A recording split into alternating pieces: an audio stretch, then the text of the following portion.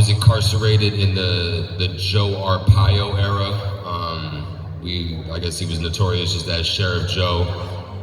Passed a lot of controversial laws in Arizona. My first time being incarcerated, I was 15 years old, and I went through the juvenile system, which was, I would say, arguably some of the most traumatic for me, just because I was young and I didn't really know how to process incarceration like that. It's kind of a double-edged sword for me. Incarceration taught me so much, especially at a young age when I had no outlet. I wasn't a musician, I wasn't into art or music or anything like that. And my first experience spending 23 hours in a cell with an hour out was, my 15th, 16th year, and that was intense. I mean, probably the most amount of books I've ever read in my life. But I don't think a lot of people process the trauma that young people go through during incarceration. And I think it's crazy that our system would ever treat a child or a teenager the way that we're treating, grown men. But going through the process, and at about 19 years old, I was incarcerated in Tent City. Tent City is closed now. The sheriff that took over after Sheriff Joe ended up closing down Tent City. Some of my experiences early were like, I did 4 months in the tents from April till August, and top bunk, 130 degrees. I mean, crazy conditions. I think doing time outside is definitely different. It's different than being stuck in a solitary cell. You're more kind of just exposed to the elements, and it was hard. I ended up going to the Hole, which was solitary. That building is now condemned. 3-man cells. Some of these experiences were like claustrophobia. Definitely hearing some of these conditions in Texas, and then hearing what my man just went through. Obviously, maximum yards are different than minimum yards, different than medium yards, but either way, I think we're all treated as property. My number was 199,591. So right before like the 200,000th number in Arizona. I think I got my number in 2004. Something you'll never forget is being identified as inmate or just a number. You know what I mean? It's very dehumanizing. I've seen a lot of people that probably were just going to continue that cycle, and then I've seen a lot of people that wanted to do the opposite and knew that they were in that environment to learn and to get better. And you could really tell the people where they do the time, and then there's people where the time does them. And there was definitely a lot of the same things that that you've heard from everyone else. I've seen people evac off yards. I've had to lace my shoes up and get ready to riot. I've seen cops beat people unconscious. I've seen all sorts of shit. Shit that I really don't prefer to think about a lot, but it's definitely impactful on me. I grew up listening to a lot of revolutionary type music, and I feel like just being incarcerated and going through those experiences is kind of what gave me, my foundation. It's hard to get rid of that hate in your heart, when you're treated a certain way by law enforcement or by corrections officers or detention officers.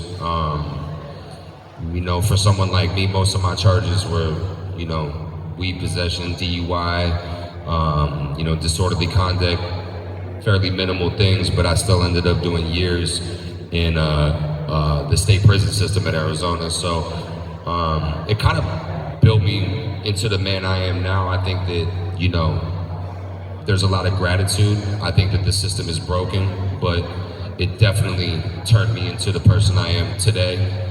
And I think that all the lessons that I learned in there were vital. I probably could have learned with less time. I probably could have learned with less oppressive behavior. but I think what Brittany's doing, and you know, some of these conditions that she spoke on, that I just genuinely didn't go through those type of situations and those type of environments. So regardless of just being incarcerated, you know, I hear some of these stories and I'm always like, it could be worse, you know, and you know, my shit could have been worse too. I think some of the biggest fears for me when I was incarcerated was, you know, a lot of these Nazi, whatever you want to call it, you know, I was very paranoid that they were either gonna, you know, rush in with a lot of people and really fuck me up, or they were gonna plant something in my bunk. You know, there was nights where I went to sleep and I didn't think I was gonna get out, you know, and that's like when I put in a lyric, you know, we were just praying that we would see the gates. I think that, you know, there was plenty of people that just never thought that was gonna happen, you know. You know, I've probably been released like 6 times, so every time it's like a reset, you know, and it's kind of a wake-up call, you know, and I've had a lot of my partners that have been on the yard that have been through riots and, you know, stabbings and all that, so, you know, I was grateful to at least go through my incarceration without having to see a full riot or ever be, you know, stabbed or anything like that.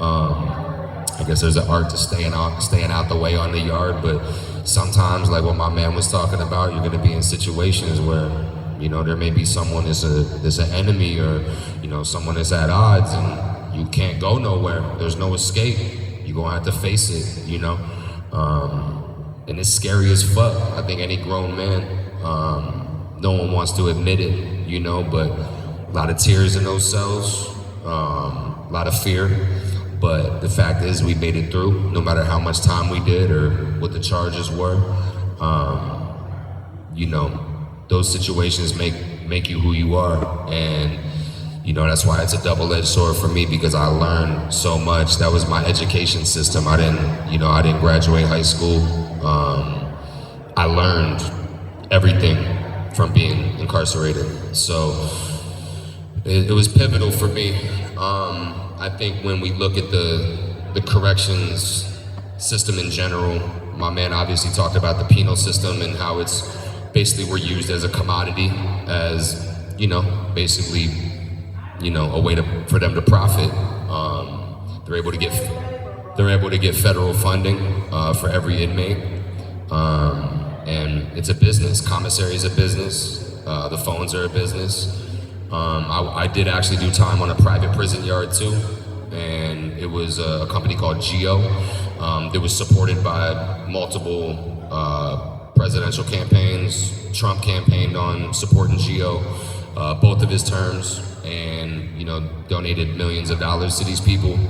And, you know, it just definitely felt like I was in there because they wanted to make money off me, not because they wanted to help me better my life or not end up in the same situation again.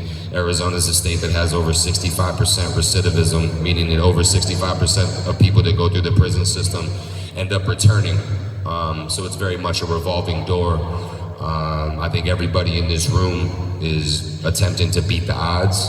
You know, I haven't been incarcerated for 8 years, and you know, I think that a decade is probably my longest stretch, so I'm trying to set some PRs out here. I got like 3 more years.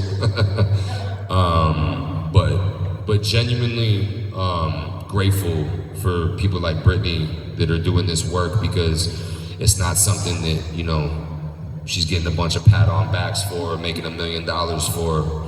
There is a small fraction of people that are incarcerated that are either innocent or that are absolutely ready to change their life and be better, and without anybody advocating for them, we blend in with everybody else who's in there for murder or rape or whatever the fuck they did, and all we are to the guards is just an inmate. They're not going to take the time to read your paperwork or see if you're in there for whatever. If you're on that yard, they're going to treat you like a number. And you know, I learned that really early, so I think it took a lot of time for me after being released and, you know, going back into society to build myself back up again, to gain that confidence, because when you have guards and people constantly tearing you down and treating you like a piece of shit, you start to kind of feel like one, you know? And, you know, I was one of the few that was able to get out and stay out. You know, I met some of my best friends for life, people that were down to keep me alive, and you know, I built some incredible bonds through those experiences. You know, so as much as it was hard and it was negative, and you know, you're dealing with oppressive, corrupt systems, you know, I genuinely believe that everything happens for a reason, and I needed to be there to learn certain things, and it helped me, even though it was overdone. You know, over sentencing is a real thing, and I think if I had to boil it all down, it's what happens when you put profit over people. You know, they're more concerned with the profit than the actual individual themselves. You know, and when we do that, it becomes a very dangerous slope, because you're valuing profit and money over someone's well-being and their life. You know, a lot of the people that I was incarcerated with had families, careers, and just because of a legality or a statute or a drug charge, you know, not everybody's in there for violent crimes and things like that. So, you know, a lot of people, they had their lives turned upside down, and, you know, really had to get out and rebuild their life, you know. I'm grateful to be here. There was a lot of nights that I just didn't think I was gonna get out, you know, and was kind of in disbelief, you know. So grateful to be here, grateful for everybody else that made it through. Just like my man over here, there's plenty of things that I did and people I hurt and people that hurt me, and I also make a big point to not glorify that. I think that there's you know, you could definitely share your story and be like, hey, this made me who I am, but no one's flexing doing time. You know, we made certain choices, and you know, just the laws being the way they are, we put ourselves in that situation. We were probably punished a little bit too hard, but I think it taught us to, number one, know your enemy, know what they're capable of, and act accordingly. You know, they don't play games, and you know, when you are really treated like a number, you really kind of puts it into perspective what they're really doing. And you know, I had to rehumanize myself, so I spent years and years and years trying to eliminate that hate. You know, there was a point where I hated all cops and anybody in enforcement, and I think I'm starting to, I mean, obviously, like what my man was talking about, that level of forgiveness is different. That's not typical. That's very hard to do.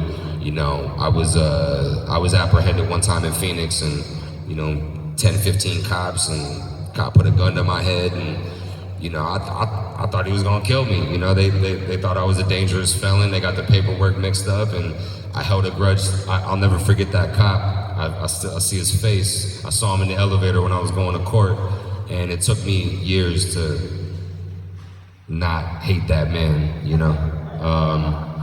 To a certain extent, he was doing his job, but I don't think that people understand the trauma that comes from just having your life flash and having someone take the power away from you and be able to control your life. You want it on the physical level, or being able to end your life based on how they feel, you know? So it's taken a lot of work. I always choose love over fear, and I feel like that system, the correction system in general, is a fear-based system.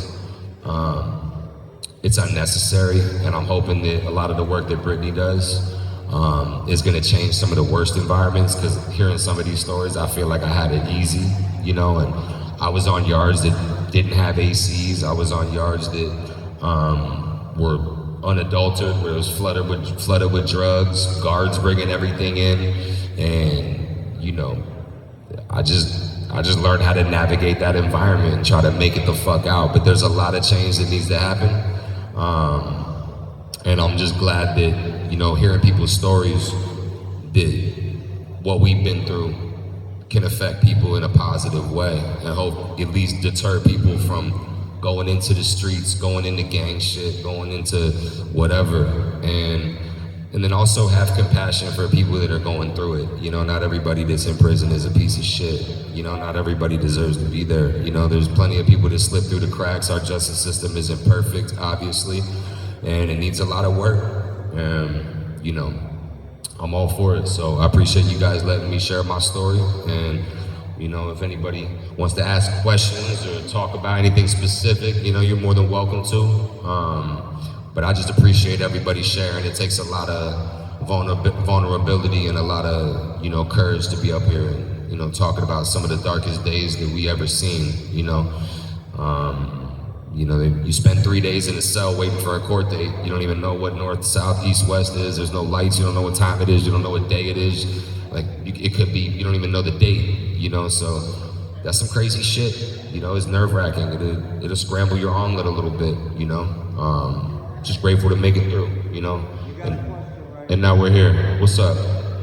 So, Maze, in your stint of serving your time, were there days that you truly feared you wouldn't make it out alive? 100%. Mainly during quarterlies. So there's a thing called quarterlies where like they would come through and they would get all like, you know, it looks like the National Guard. They lock everything down. They got everybody in riot gears. They line everybody up outside. They're gonna search everything. So every time they would do these quarterlies, I would just get real paranoid because I would clean all my shit. I go underneath, I'm checking everything, and I'm like, I'm watching all these. Mainly, I mean, anybody can do it, but you know, I mean, when you see somebody with a swastika that's, you know, the size of, you know, huge ass swastika, I'm like, they probably don't like me, you know, and you know, because I'm out there playing ball every day, you know, I'm not the typical white boy in prison, I guess. So I was always like, yo, these dudes are gonna plant something on my shit, you know, they're gonna, if they plant something on my bunk during a quarterly, they're gonna come in and search, and they're gonna find something. They could put a phone in there, they could put a piece of dope in there, and like, I mean, there was an empty bunk right next to my. I'm in a dorm, you know, because I'm on a medium here, so I'm in a dorm with like 100, 200 people, and there's people at the bunk next to me smoking heroin, tattooing each other, snorting meth, smoking meth, doing the most, you know. So I'm like, it's already 5 feet from me. So like in my mind, I'm like, fuck, these dudes are gonna drop something on my bunk. The cops are gonna search me. They're gonna fucking rope me up. I'm gonna get another 2-3 years. I may never get out of here, you know? Absolutely. There were times where I was like, you know, even right before getting released, I'm like, man, what if they catch something that I did? You know, they're gonna page to me. They're gonna do this. They're gonna rope me up. What if they catch? I mean, it's nerve-wracking, you know? And like I said, for me, it wasn't the severity of the charges. There's plenty of people that have got sentenced to a year and they turned it into a 10. I seen people in there that had a 3-year sentence and never left the yard. You know, some people died on the yard. Some people turned their two into 20 just by getting wrapped up in politics and gambling and just being in the mix, you know? So there were definitely nights, you know, there were nights I couldn't even sleep, you know, where it was just like, shit, I'm up till 5, 6 in the morning just thinking about any scenario that could go wrong. You know, you piss a cop off, the cop don't like you. They can do whatever the fuck they want, you know, and that was definitely, those are some of the craziest nights for me. There was definitely an era of disbelief when I hit the gates, you know. Right, so you had stated earlier that you did time in solitary, correct? Mm-hmm. How did that affect your mental health? Fucked it up. I mean, I'm claustrophobic in general, so I don't like tight spaces, you know. I think I've been in the hole twice, and some of the, you know, one of the worst times I was probably like 18 or 19, you know, and being in a 3-man cell, barely being able to move around. It's just, I'm just pacing, you know. I mean, the older I got, I was able to, you know, I did time when I was like 30, 31, and it was different because I was a little older and I could process it a little bit, but being that young and just wanting to be out and, you know, spreading my wings and actually living life, and then just being cooped up in this little thing, it just felt like I was losing my fucking mind, you know, and it's tough. I mean, you really get to know yourself, you know, when you're stuck in a cell and no human contact other than, you know, these other 2 dudes that are in there not really giving a fuck about you, you know, everybody taking a shit, you know, it's like, it's fucking terrible. It's like the worst shit you could imagine, but for me, it was just being locked in there, you know, it was like extreme claustrophobia, it was very manic, you know, I'd have to read, like I could read a 400-page book in 2 days just because I didn't want to set it down and focus on where I was and actually how it felt, because if I focused on it, it would just drive me crazy. You know, I mean, 24 hours of that shit, 2 days of that shit, like, imagine years, right? Like, that's what I'm saying. Like, now there's levels to it, you know? Like, some people, they got a strong spirit. It takes a lot to break them, you know? But I felt like I was on the brink for many nights, you know, so. Thanks for sharing that with Absolutely. Absolutely. Absolutely. I appreciate everybody sharing, man. Thank you for giving me the time.